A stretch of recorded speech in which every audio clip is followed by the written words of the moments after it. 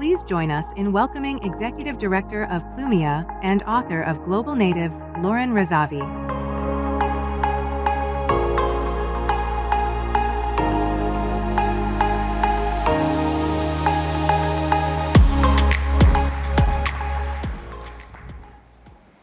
Hello, everyone. So first things first, I'm here to talk to you about digital nomads today, and my talk is going to focus quite heavily on that demographic. But I'm not here to sell you on the idea of becoming a digital nomad. There are many people in the world making that argument, and it's not the one that I'm interested in. I'm interested in a different idea. What I care about is the different and radical idea that we can and should level the global playing field, that the time has come to create an equality of opportunity across borders, and that is what I'm here to talk to you about today. To start, I want to share a little of my own story for context. I began living as a digital nomad around 10 years ago when I was working as a journalist for the Guardian newspaper. In 2015, I went to Bali to report on a new trend. Young people from cities like London, Amsterdam, Paris, New York, and San Francisco were taking off and building careers and businesses on the road. My editor found this very difficult to believe. I remember her saying to me, "Why would anyone go halfway across the world to paradise just to work on their laptop the whole time?" It was a little easier for me to understand, because I'd been working as a foreign reporter and traveling from place to place for the 2 years prior. But I'd never heard this term, digital nomad, before. As it turned out, though, I wasn't alone in this weird sort of way that I'd been living. Others had seen the potential of remote work to unlock new freedoms, opportunities, and lifestyles too.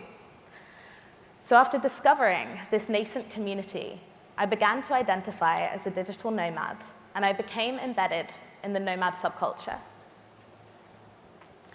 And for the next 5 years, I worked across media, policy, and big tech. And then at the end of 2019, I quit my job to write a book called Global Natives about the nomad movement. Little did I know that in March 2020, the world would go remote and interest in digital nomads would skyrocket. Nor did I know that my little book would become an important artifact of the early nomad movement as nomadism hit the mainstream. In the book, I documented the characters, places, issues, and potential that come with new ways of living and working across borders. It came out last year, and it's available on Amazon if you're interested. And the book led me to my current job at SafetyWing, which is the biggest nomad-serving company in the world. It was founded in 2018 by 3 Norwegian digital nomads. And today, we're 150 people from more than 60 countries working across 24 time zones. And around half of our team are digital nomads. We're a Y Combinator alumni company, and we've raised $50 million in VC funding so far. Our work aims to level the global playing field and create an equality of opportunity across borders. And SafetyWing's company mission is to build a global social safety net. That's essentially a cross-border system of welfare and social protections that provides people with the benefits and services that traditionally come with nation-state citizenship.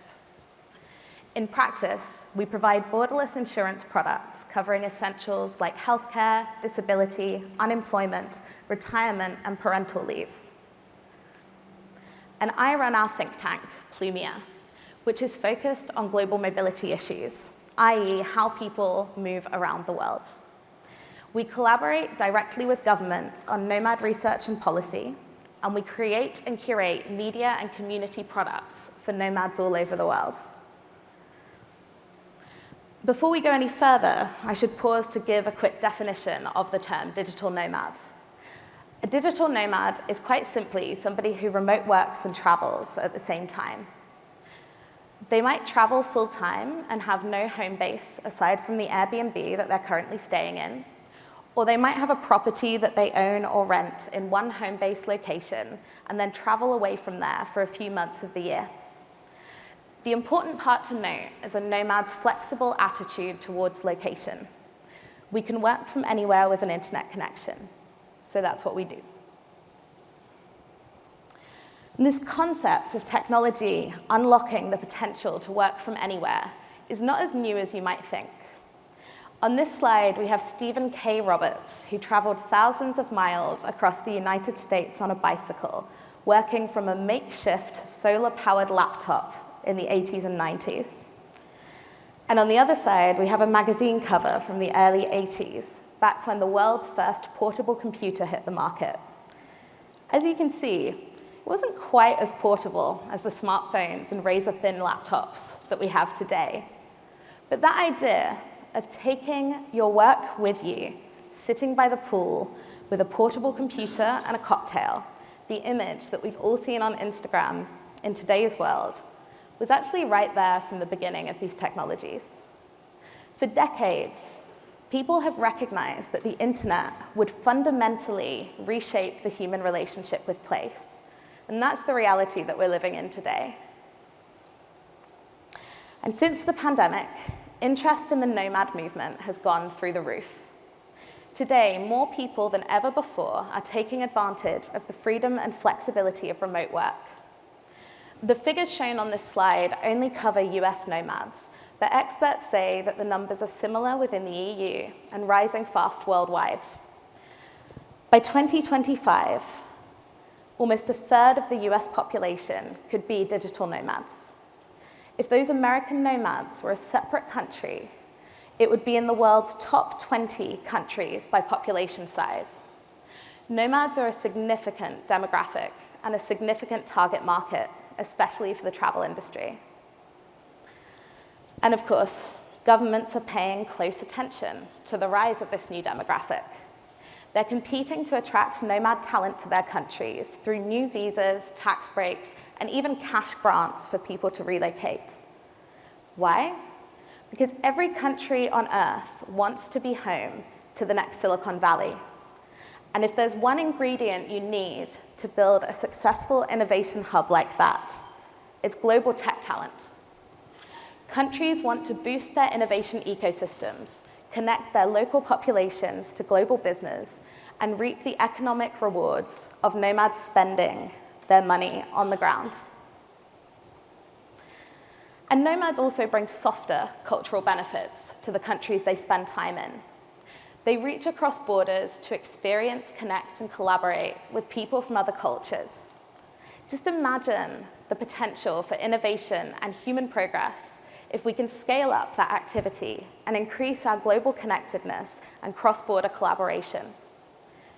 We often talk about the future as being more polarized. It can seem like we're putting up more walls as a globe.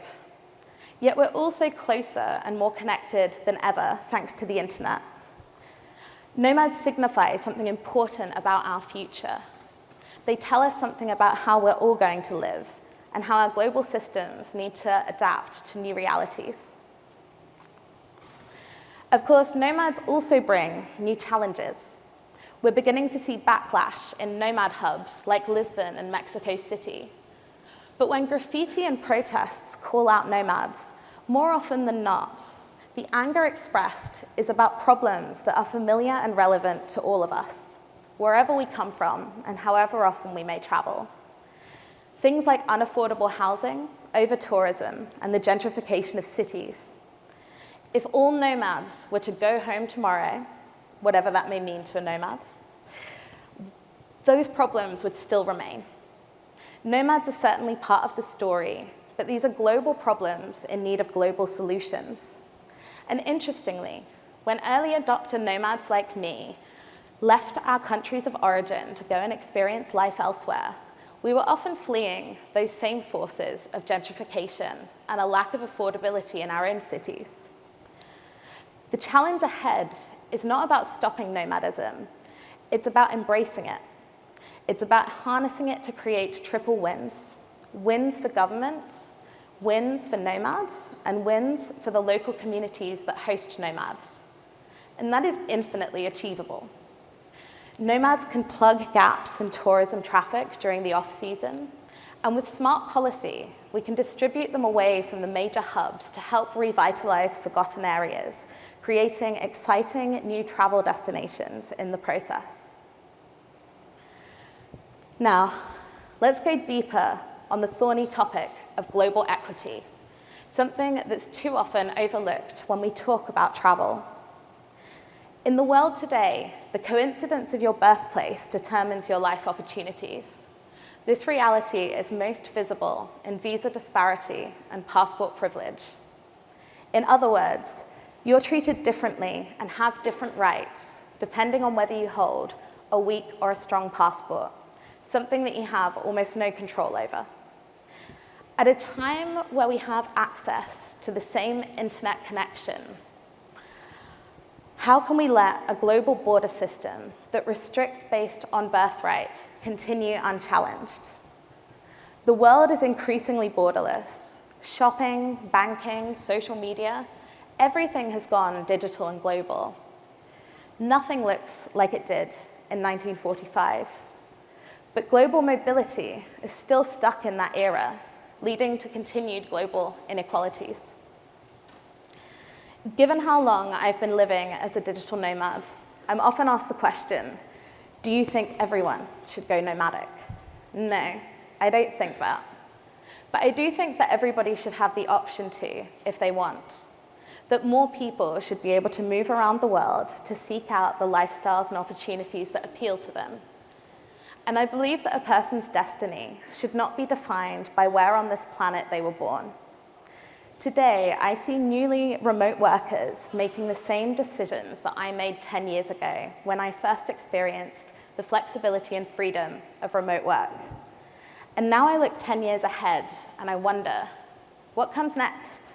How do we open up access to travel for more remote workers around the world? We need new international standards for travel, user-friendly visa tools that unlock opportunity and prosperity instead of restricting it. Immigration systems have not kept up with the realities of how people are living and traveling in our era of digitization and remote work. Nomad visas are a step in the right direction, but the landscape is messy and confusing from the nomad perspective. No two nomad visas look the same, and most nomads aren't seeking to commit to only one destination for 6 or 12 months, especially if they've never visited before. Right now, we have the opportunity to upgrade borders and tourism for the 21st century. Rather than governments and industry working in inefficient silos, we need to develop a shared vision for the future of global mobility. And with that goal in mind, my team and I have developed a solution called the Nomad Border Pass. And you can see it on this slide.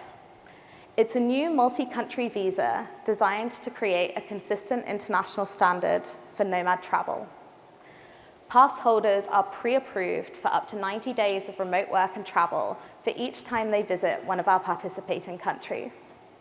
No more living in legal grey areas on tourist visas, and an opportunity to try before you buy before making a longer-term commitment to a country. For nomads with weak passports, we aim to simplify and democratize border access so they can enjoy the same seamless travel experiences as their peers who hold strong passports. And I'm delighted to share today the launch of the Nomad Border Pass waitlist.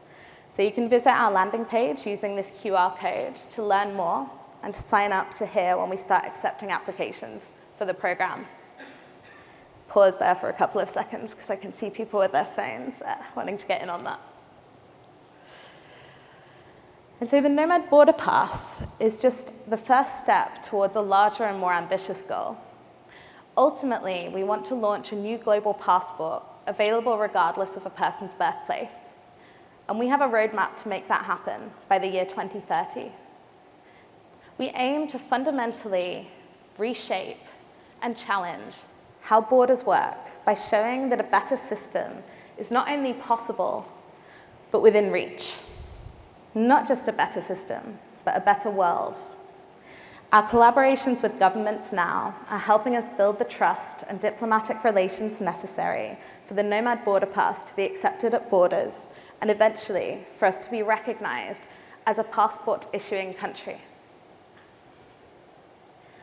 Along with our social safety net, the Nomad Border Pass and the Plumia passport will allow us to offer what we call citizenship as a service.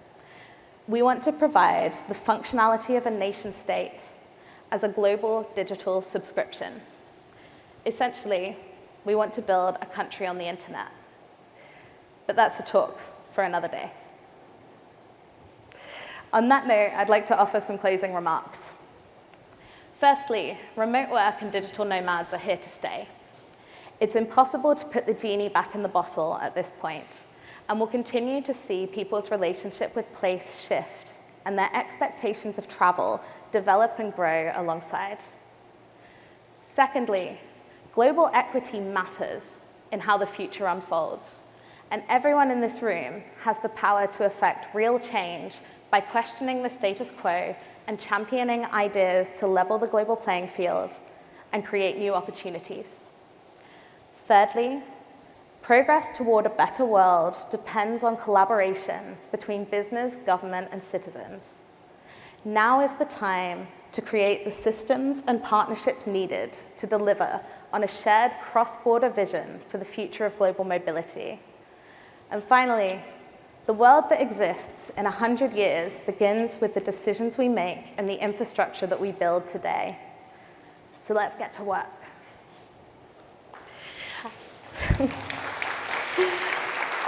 Thank you very much.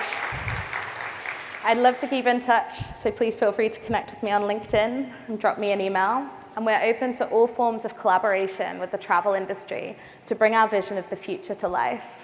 So thank you very much for listening, and to Skift for inviting me here. Please grab me afterwards if you're interested in continuing the conversation.